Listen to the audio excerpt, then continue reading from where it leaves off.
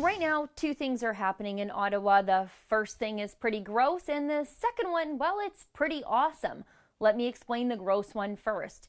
The Liberals are making changes to how Parliament works, and they're doing it in the House Affairs and Procedures Committee, out of the prying eyes of the public. And the changes they're making are an attack on democracy and on the opposition's ability to represent their constituents in the House of Commons. It sounds a little boring, but just stay with me.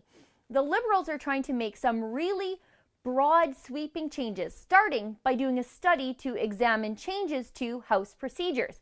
But that's going to be a fake study because the findings of that fake study are already a done deal. They were already part of an earlier discussion paper, and those findings are awful. They include introducing electronic voting, removing Friday House of Commons sittings altogether, changing how opposition days work and how private members' bills are handled.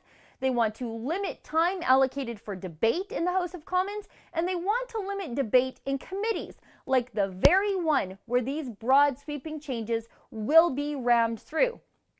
Basically, the Liberals are trying to limit any scrutiny and accountability for them.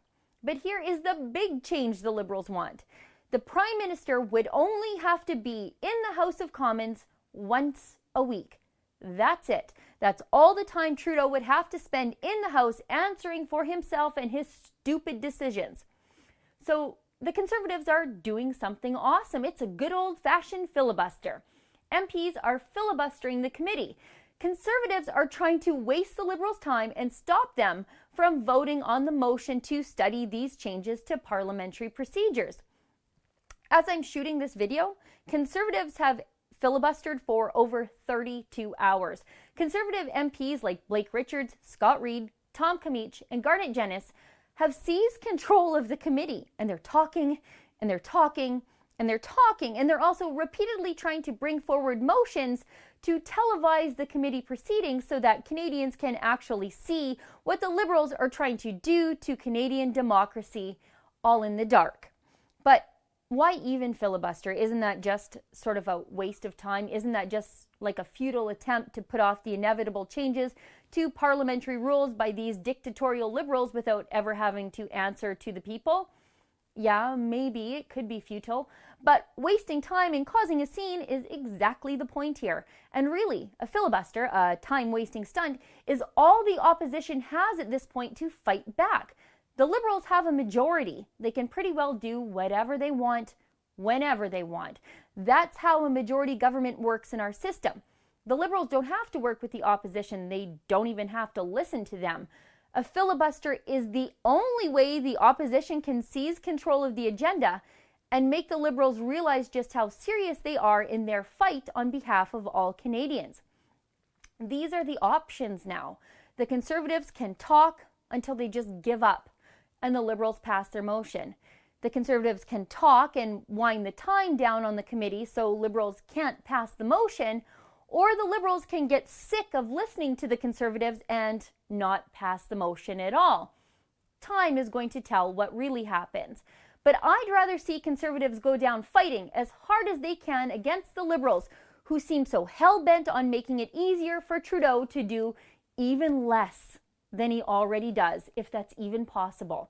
The irony should not be lost on anyone. Look how hard these Conservative MPs are working just to keep Trudeau, well, actually working.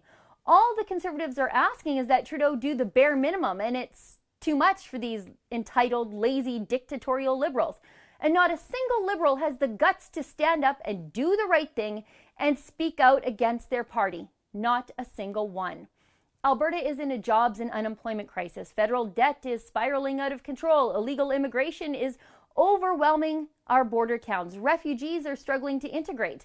Our allies are suffering terror attacks, and yet the Liberals want to do less work when Canada needs them to work harder than ever before. It's disrespectful to the Canadians these Liberal MPs are sworn to represent. Earlier this week, it was revealed that Trudeau's family Christmas vacation to the private island of the Agacan cost Canadian taxpayers $127,000. The least a silver spoon millionaire like Trudeau could do is actually show up to work and pretend to earn his time off. For the Rebel.media, I'm Sheila Gunreed.